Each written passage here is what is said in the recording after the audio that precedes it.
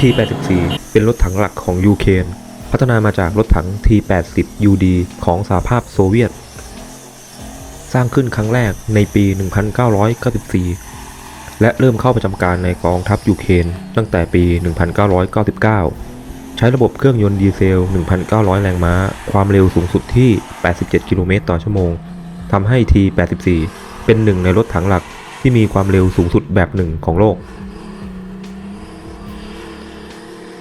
รถถังหลัก T-84U Oplot ออกแบบโดยบริษัท Kharkiv Molotov Machine Building Design Builder KMDB และสร้างโดย Mary Chave Pant ซึ่งเป็นรัฐวิสาหกิจของประเทศยูเครนคำว่า Oplot เป็นภาษายูเครนซึ่งแปลว่าป้อมปราการหรือที่มั่นสำหรับต่อสู้กับข้าศึก T-84 เป็นรถถังยุคใหม่ที่มีความทันสมัยถูกออกแบบให้เป็นรถถังที่มีอำนาจการยิงที่รุนแรงมีความแม่นยำสูงมีระบบป้องกันตัวเองที่น่าเชื่อถือและมีความคล่องแคล่วในการเคลื่อนที่สูงสามารถปฏิบัติภารกิจในสภาพพื้นที่ที่มีอุณหภูมิแตกต่าง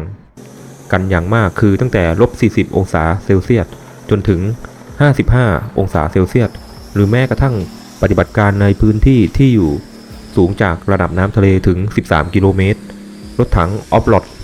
ก็ยังสามารถปฏิบัติภารกิจได้เป็นอย่างดี T-84 ออฟลอตเป็นรถถังที่พัฒนาต่อเนื่องมาจากรถถัง T-64 จนมาถึงรุ่น T-80 UD ก่อนจะกลายมาเป็นรถถัง T-84 ออฟลอต M ในปัจจุบันรถถังรุ่นนี้มีการเปลี่ยนแปลงจากรุ่นเดิมหลายประการ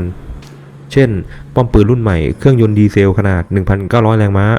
เกาะปฏิกิริยาแบบใหม่กล้องเล็งแบบใหม่ระบบต่อต้านการตรวจการด้วยสายตาที่สามารถป้องกันการตรวจจับหรือการเล็งเกาะเป้าหมายแท็กกิ้งด้วยเลเซอร์รวมถึงการมีระบบก่อกวนสัญญาณคลื่นอินฟราเรดซึ่งนิยมใช้ในระบบอาวุธนำวิถีต่อสู้รถถังทั่วไปอีกด้วยซึ่งทำให้รถถังรุ่นนี้สามารถเพิ่มความอยู่รอดในสนามรบได้มากขึ้นอำนาจการยิงของรถถัง T-84 Oplot M ประกอบด้วยระบบอาวุธ2แบบคืออาวุธหลักและอาวุธรองอาวุธหลักเป็นปืนใหญ่รถถังแบบลำกล้องเรียบขนาด125มิลลิเมตรแบบ KBA-3 ตระกูลเดียวกับปืนใหญ่รถถังแบบ 2A46M1 หรือ D81TM ของรัสเซียผลิตโดยยูเครนใช้การบรรจุกระสุนแบบอัตโนมัติความเร็วในการยิง8นัดต่อนาทีสามารถทำการยิงกระสุนได้4ชนิดได้แก่กระสุนแบบ APD SFS กระสุนเจาะเกาะแบบสลัดเปลือกหุ้มทิ้งเองมีระยะยิงหวังผลที่ 2,800 เมตรกระสุน HEAT Heat จะมีความร้อนหลอมละลายเกาะเข้าไปสร้างความเสียหายภายในรถถังมีระยะยิงหวังผล 2,600 เมตรกระสุน HEFRAG มีระยะยิงหวังผล 2,600 เมตรกระสุนแบบระเบิดแรงสูงและกระสุนแบบ ATGM เป็นขีปนาวุธนำวิถีต่อต้านรถถัง Anti-Tank Guided Missile อาวุธรองปืนกลร่วมแกนแบบ KT ขนาด 7.62 มิลลิเมตรปืนกลต่อสู้อากาศยานแบบ KT 12.7 ควบคุมระยะไกลภายในตัวรถรีโมทคอนโทรลข้อมูลเฉพาะน้ำหนักรถถัง 51 ตันความยาว 7.75 เมตรความกว้าง 3.4 เมตรความสูง 2.8 เมตรเกราะเหล็กก้าเกราะคอมโพสิตเกราะต่อต้านแรงปฏิกิริยาเคมีเครื่องยนต์ดีเซล 6 สูบ KMDB 1,200 แรงม้าหรือแบบ 1,500 แรงม้าความสูงจากพื้นรถ 0.5 เมตรความจุถังน้ำมันเชื้อเพลิง 1,140 ลิตรระยะปฏิบัติการ 500 กิโลเมตรความเร็วบนถนน 70 กิโลเมตรต่อชั่วโมงและในภูมิประเทศ 45 กิโลเมตรต่อชั่วโมงเกราะหลักของรถถัง Oplot M เป็นเกราะหลายชั้น Laminate Armor เกราะพื้นฐานทั้งป้อมปืนและตัวรถทำจากเหล็กก้าผ่านกระบวนการหลอมใหม่ด้วย Slag ซึ่งมีความแข็งแรงกว่าเหล็กก้าปกติถึง 15%เสริมทับด้วยชั้นเซรามิกอารามิดไฟเบอร์คอมโพสิตซึ่งเป็นความลับ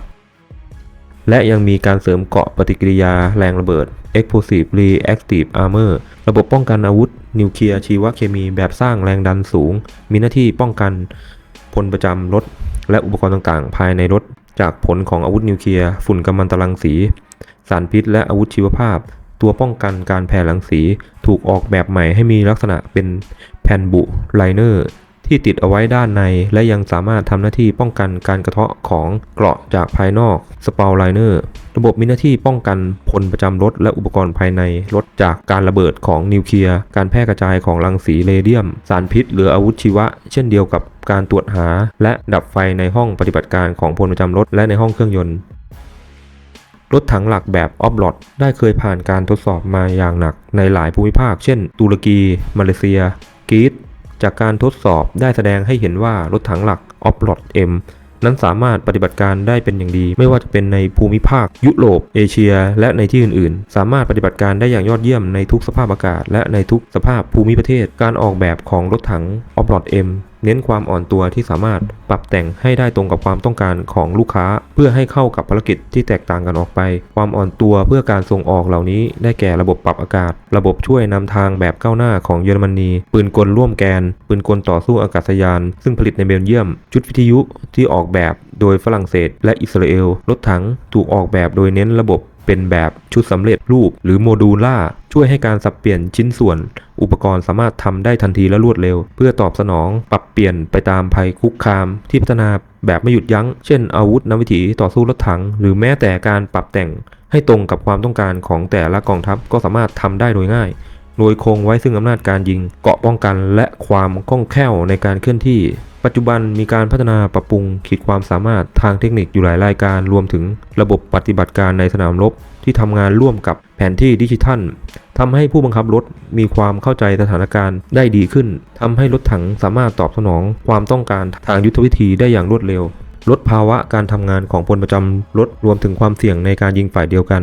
ระบบควบคุมติดตามเป้าหมายแบบอัตโนมัติในระบบควบคุมการยิงจะช่วยยกระดับความสามารถในการยิงเป้าที่กำลังเคลื่อนที่ลดความผิดพลาดในการติดตามเป้าหมายของพลยิงลงการพิสูจน์ฝ่ายในสนามรบระบบจัดการเครื่องยนต์แบบอิเล็กทรอนิกส์ระบบติดต่อสื่อสารแบบดิจิทัลระหว่างรถถังฝ่ายเดียวกันโดยปัจจุบันมีประเทศผู้ใช้งานรถถังแบบ T-84 Off-Road M ได้แก่ยูเครนสหรัฐจอร์เจียและประเทศไทยโดยกองทัพบกไทยตกลงซื้อรถถังจากยูเครน T-84 Off-Road Mจำนวน 49 คัน งบประมาณ 7.2 พันล้านบาท ตั้งแต่ปี 2554 ตามสัญญามีกำหนดทยอยส่งมอบภายในปี 2558 แต่เกิดสถานการณ์สู้รบในแหลมไครเมีย จึงทำให้การส่งมอบล่าช้า โดยส่งมอบ 5 คันแรกในปลายปี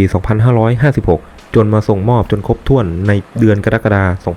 2561